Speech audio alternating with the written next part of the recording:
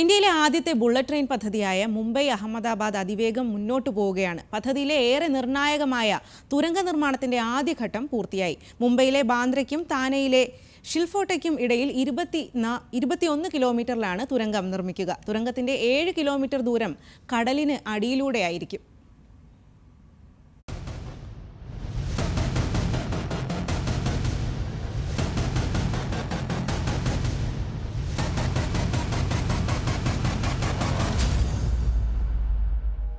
Indian റെയിൽവേയുടെ സ്വപ്ന പദ്ധതിയാണ് Mumbai Ahmedabad bullet train. 508 kilometre പാതയുടെ നിർമ്മാണം പ്രതീക്ഷിച്ചതിലും വേഗത്തിലാണ് മുന്നോട്ട് പോകുന്നത്. പാതയിലെ ഏറെ നിർണായകമായ തുരങ്കപാത നിർമ്മാണത്തിലേക്ക് കടക്കുകയാണ് റെയിൽവേ. പ്രധാന തുരങ്കത്തിന്റെ നിർമ്മാണ സഹായത്തിനായി ഒരുക്കുന്ന ഇടനില തുരങ്കത്തിന്റെ ഖനനം പൂർത്തിയായി. 394 മീറ്റർ ദൂരത്തിലാണ് ഇടനില തുരങ്കം നിർമ്മിച്ചത്. 6.4 മീറ്റർ ഉയരത്തിലും 11 മീറ്റർ വീതിയിലുമാണ് തുരങ്കം. മുംബൈയിലെ ബാന്ദ്രയ്ക്കും താനെയിലെ ഷിൽഫോട്ടയ്ക്കും ഇടയിൽ നിർമ്മിക്കേണ്ട 21 മീറ്റർ പ്രധാന തുരങ്കത്തിന്റെ പ്രവർത്തനവും ഉടൻ തുടങ്ങും.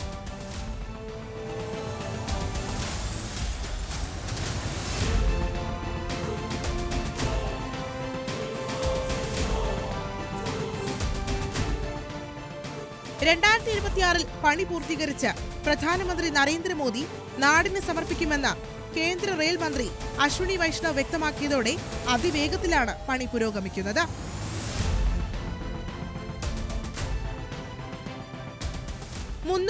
കിലോമീറ്റർ വേഗതയിലാകും ജാപ്പനീസ് സാങ്കേതിക വിദ്യയിൽ പ്രവർത്തിക്കുന്ന ബുള്ളറ്റ് ട്രെയിൻ മുംബൈ അഹമ്മദാബാദ് ഇടനാഴിയിലൂടെ കുതിക്കുക.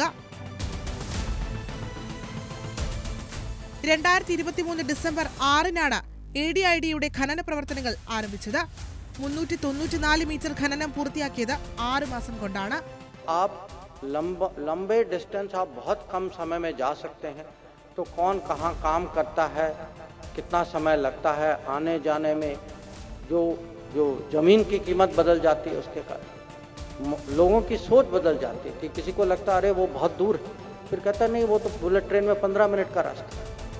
പദ്ധതിയുടെ ആകെ ചെലവ് 1.8 ലക്ഷം കോടി രൂപയാണ്. കേന്ദ്ര സർക്കാർ 10,000 കോടി രൂപ പദ്ധതിക്കായി നൽകുമ്പോൾ ഗുജറാത്ത്, മഹാരാഷ്ട്രയും 5,000 കോടി രൂപ വീതം നൽകണം. ബാക്കി തുക ജപ്പാനിൽ നിന്നും പലിശയ്ക്ക് വായ്പയായി വാങ്ങും. News desk, news Malayalam.